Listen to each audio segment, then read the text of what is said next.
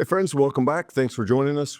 Continuing through Gospel of John, starting the 12th chapter today. A little bit of, especially here in the first half of the chapter, a continuation of the Lazarus story that we've been going through in chapter 11, although it kind of changes a little bit. So yesterday there was some question, and now the idea of Passover is kind of hanging over the text. Will Jesus go to the Passover? Will he not?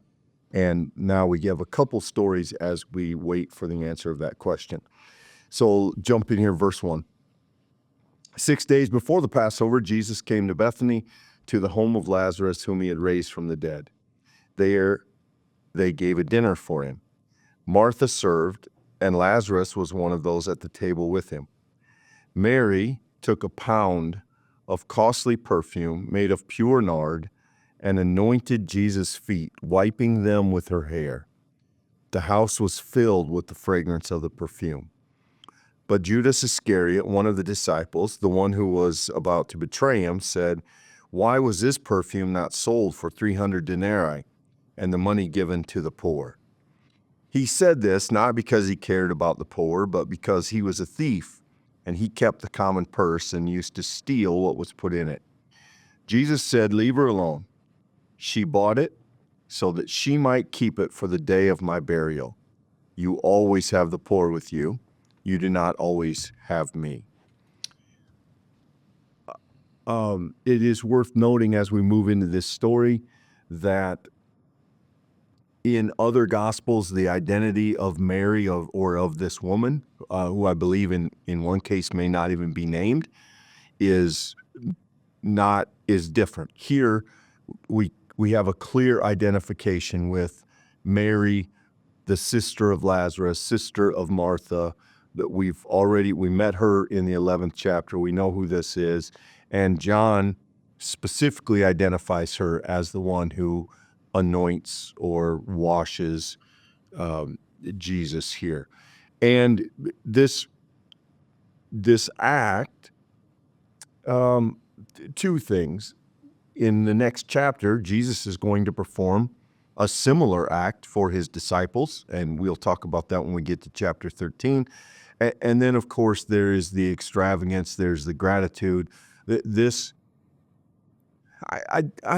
not fair to say this is a respite in the Gospel of John, Michael, because John hasn't been difficult. We've not been, but this is one of those moments that I think you do want to pause and look at differently. This is a beautiful story about this woman who does this extravagant, amazing act of service for Jesus.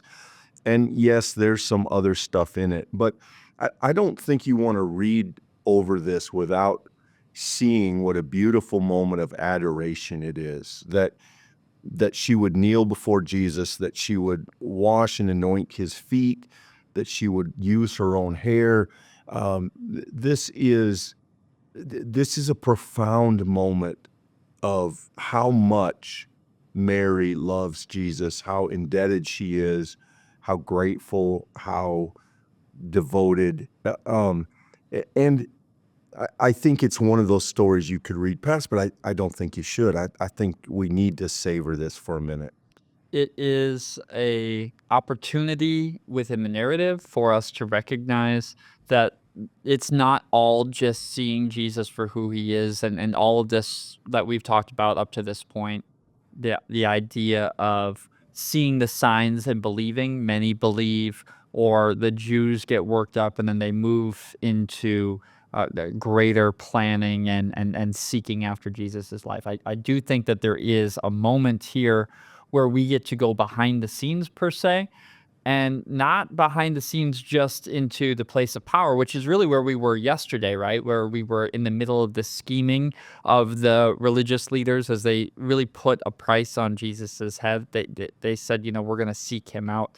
Now, in this story, you have Jesus celebrating Passover with people that he loves, and John makes it clear in this story who also love him. Deep and meaningful relational connection. And I think, Clint, to be honest, this story remains as uncomfortable today as it was in the day that it was told, and in some ways maybe more uncomfortable, at least in the original world in which this story was told. There was this conception of washing feet as a thing that you did when you came to a celebration or someone's house. That was just a part of the cultural reality, because when you went somewhere, you walked on dirty roads, and so dirty feet were a part of that story. Today when people think of dirty feet, they don't think of it in the same way. But that being said, then the idea of a woman using her hair, something so intimate, that would have been a cultural taboo. Spending so much money, it gets actually told in a very short passage in multiple different ways about how scandalous the price was for this luxury, for this sign of devotion. So this is an uncomfortable story, and I think in some ways John is showing us this story within the context of real meaningful relationship. That's what makes it so beautiful, is not that just a random person comes and blesses Jesus' socks off. It's the fact that this woman whose life has been transformed, whose imagination of the world has been completely turned upside down, a woman who sees Jesus for who he is. Money is no object. Personal embarrassment is no object. The things that would have been boundaries before now become simple and broad paths for the adoration, the worship, the celebration, the gratitude that she's expressing for Jesus and his presence in their life. And I do think you're right. There's something simple. That simple does not mean not deep. There's something just on its surface beautiful about this story, and the other details of it, I think, maybe provide us different lenses of it. But it at its core is a beautiful story of love in the context of relationship, and the awareness that Mary sees something about who Jesus is, and she expresses it with the way that she lives. Agreed. And then I think underneath that, there are some interesting devotional kind of ideas, right? What do we offer Jesus? In what ways do we serve? How grateful are we? You may know this, and forgive me if you do, but a denarii is about a day's wage. So 300 denarii, you're looking at somewhere around a year's wages, or in the neighborhood of 10 months' wages, which is an extravagant number in Jesus' day and in this context. And so what do we offer Jesus? In what ways do we give to him, and do we give the best? And there's this interesting line here: the house was filled with the fragrance of the perfume. Again, is this in the text, or is this something we take from the text? I'd say probably more of the second. But the idea that in serving Jesus, Mary's devotion carries into other places, that there's evidence of it, that it colors her surroundings, her context. And that's an interesting, and I think a helpful way to talk about our own discipleship, that we bless others in blessing Christ, that what we do for Jesus has an effect on the world around us, and hopefully a good effect. And then the contrast here, interestingly enough, you have Jesus kind of at the center of the story, and then you have these two other characters, Mary and Judas. Mary has served Jesus dramatically, and Judas, we're told, is going to betray him and takes for himself. So Mary gives, Judas takes. And he does that under the guise of, we could have given this money to the poor. And again, if we're going to ask what this passage might mean for us, Michael, I think there's an interesting balancing act in the faith. In the church, we run into this all the time, right? What is worth doing, and what is mission? And how do we balance a moment of adoration and praise, maybe the purchase of something at the church or for the church or in worship, with that other calling to serve people? And interestingly here, Jesus doesn't criticize Mary for that. He understands Mary's action to be genuine, to be heartfelt, to be generous, and praises her for it. And Judas lives on the other side of the fence. He is selfish. he is thinking of himself. And ultimately, again, John's not big on keeping secrets.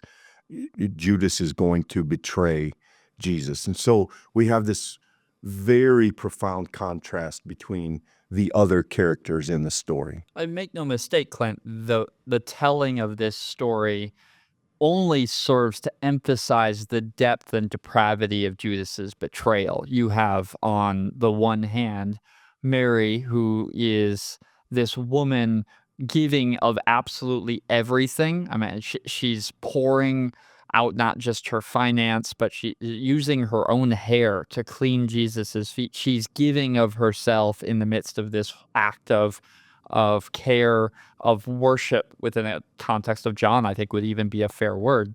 And then Judas, we just see in a very, very stark light, is obviously the one who is using and abusing this to his own privilege. I mean, he would love for that money to be in the purse. Why? John says very clear, not because he cares about the poor, but because he was a thief. He kept the common purse and he would steal what went into it. So John leaves nothing to the imagination. And that way, there's no interpretive sort of gap to say, oh, maybe Judas had kind of multiple intentions. If that's there, John wasn't interested in portraying it that way. Here we have two characters, and they're both on opposite ends of the spectrum. And I just think it's worth noting how John tells the story so as to emphasize both the magnification of Mary and also the depravity of Judas. And they're both sort of jammed into a text like this to make sure that we know that in Jesus's inner circle, there's diversity within that very close and privileged group. Everyone's not on the same page, and so Mary gets lifted up, and Judas, we're told by John, he's a thief, but he's still in the circle. And I want to, before we move on to the last part of the texts we will cover today, I just want to say a word about this last line. Verse 8 here, you will always have the poor with you, but you will not always have me. That's one of those verses that in context really sets a message in the story. But unfortunately, it's been used occasionally in the church to justify the idea that we don't have complete responsibility to the poor. Like, well, we can always do the poor, help the poor, or we can do this other thing. And I think you have to be very careful about that when you're pulling one line from one text to justify something that's in a different setting and different context. I think you have to be cautious with that. And I say that just because I've sort of heard this verse used at times, and I know in other times it has been used in the history of the church to justify not doing something. And that is certainly not how it's functioning here, nor do I think in any way, shape, or form it's given as a kind of instruction along those lines for later. Well, and I think what's so critical to that, and I wanted to point out the sentence right before that, she brought it so that she might keep it for the day of my burial.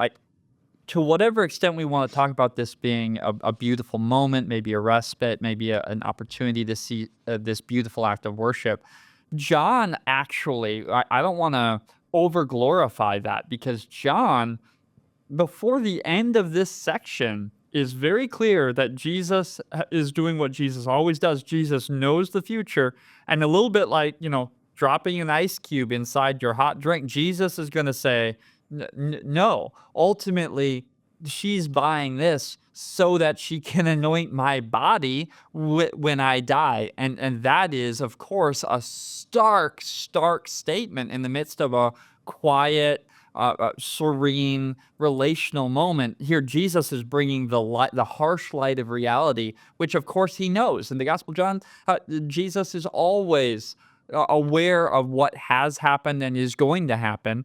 And in this moment here, I think that this text makes it very clear to us that Jesus sees the purpose that lies beyond this moment. And it's a stark and difficult purpose. He's already set his face to the task that needs done.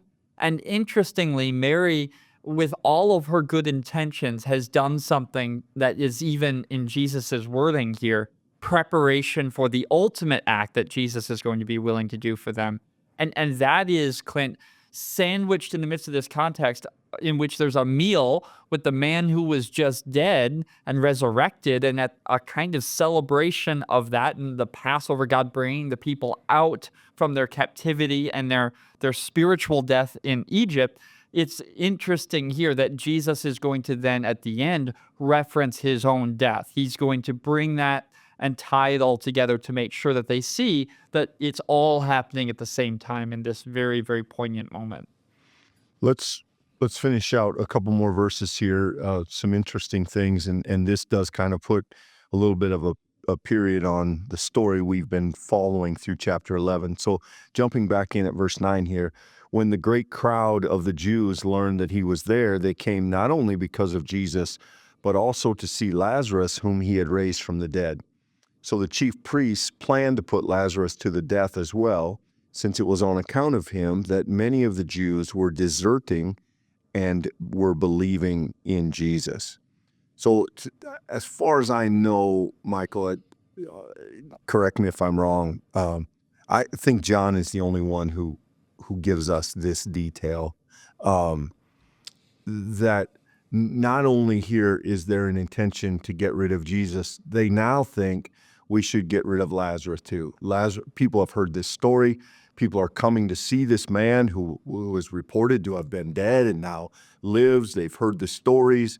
They want to see the one who has done it, but they also want to see Lazarus. And because of that, the chief priests plan not just to get rid of Jesus, but they find themselves saying, we need to get rid of Lazarus as well. So the idea of a conspiracy, the idea of a plot is growing here.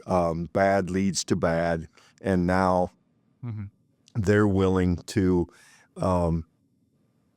there's no indication here that they believe Lazarus has done anything wrong. He's just, he by his presence is gaining interest for the one that they want to get rid of. And so they now we've seen John do this before, kind of heaping up charges against them. They now are willing to kill the bystander as well. Yeah, I think the key language there comes in verse 11, and it's because of the account of him that many of the Jews were, and this is a key word, deserting and believing in Jesus. That is the ultimate threat, is the deserting. It's the idea that Jews are no longer going to give the power to the established religious leadership, and that Lazarus represents someone who's living a new life. I mean, if you want to talk about conversion and transformation, Lazarus is a person who has been converted from death to life, and that represents an unacceptable turn in the story because of what it might mean for the access to power and for the fact that the people are literally deserting. That kind of language, I think, John is tipping to us the weight and the scale and the reality of what's happening here, that what's at stake is everything, is the stability, it's the security, it's the people who have been given chief privilege in interpretation of the law and what God wants. That stands now to be completely undone by the power of this resurrection Lord, and that's going to change everything. Yeah, I do want to maybe address one thing that's a translation thing. The word deserting here in Greek means something like they were leaving or they were departing. And deserting certainly gets to the idea of that. But I think we want to be careful because it's not like they were leaving Judaism Right. to go to Christianity. That doesn't exist yet. They were leaving the Pharisees and turning to Jesus. They were leaving one source of authority and going to another. So in a sense, they're deserting the leaders, perhaps, but deserting has a connotation as if they were dropping out of something. And I don't think at all that that's what John is trying to tell us. They were simply turning away from the chief priests and turning to Jesus, which is exactly why the chief priests want to get rid of Jesus, and now they are willing to include Lazarus. So it's not that that's a bad translation, but I'm not qualified to say that. I just think the word deserting might have some connotations for people that I don't think the text actually means in the way we might read it. I think that's well said, and I also think that we miss how large of a transformation that would be for people. That Absolutely. maybe the closest you could get if you've been a Christian for some time or maybe your whole life, and maybe you've attended one or maybe two churches, but you've been a person there, a fixture in that place. And then one day it comes to you that you can't be there anymore for any reason and you go to another place. You might know how hard that is, how unbelievably difficult it is to extricate yourself from one community to another. Well, what is being asked here is, are these people willing to leave behind the person who was at the bar mitzvah of their son, the person who was with them at the birth of their children, who married them? I mean, there's Even deep relational meaning here. Yeah, even more so the person they have always thought to be an authority on the things of God. I mean, Right. the people that they've trusted to interpret to them how to live a godly life, and they now find themselves drawn to something else, and John would argue something better. Right. And so deserving, maybe not in the first sense of that word, but I think in the force of it, the power of what is represented by a person's change as they turn to the revelation of Christ and they see in the life of Lazarus something that may lead them to a different kind of life for themselves. John is painting this picture. And by the way, make no mistake, the reference that we have right here, just in passing, to the chief priests is very much a tone setter that hey, the stakes here are ramping up because we're talking about the top of the top, and we'll see where the story takes us. Yeah, I want to put in a little commercial for tomorrow. We have an important story, an important turning point in the Gospel of John, kind of a unique usage of it in the Gospel of John as well. So hope you can join us tomorrow, because I do think it's an important part of John's Gospel. Sounds great. See you tomorrow.